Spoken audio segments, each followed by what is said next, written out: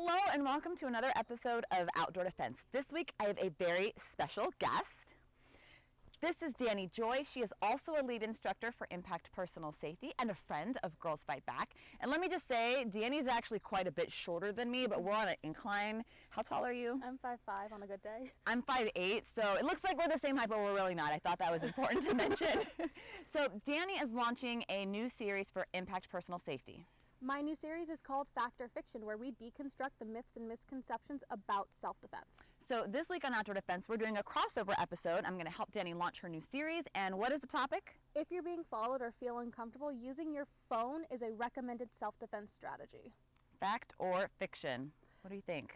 With Impact Personal Safety and Girls Fight Back, we say that's fiction. It is not a recommended self-defense strategy because you're taking all of your amazing awareness and splitting it between the person who is making you feel uncomfortable and your 6-inch device.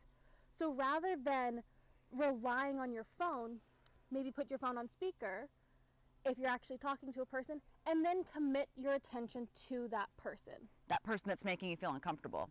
Yeah, absolutely. And here's another thing too. When we're going to our phone, when we're in an uncomfortable situation and we feel like that person on the phone is going to help us, we are kind of saying to ourselves that we're not capable of helping ourselves, when actually we are. We are more than capable of being able to defend ourselves and to protect ourselves when we're in a situation like that. And a very simple strategy that you can do that shows assertiveness and confidence is things that I've taught you already in Outdoor Defense. You can turn and face the person like this and say, you know, it looks like you're following me. Is there a problem? And just be very direct and very assertive. And the final thing we want you to consider is how close is that person you're talking to on the phone? Are they minutes away? Are they miles away?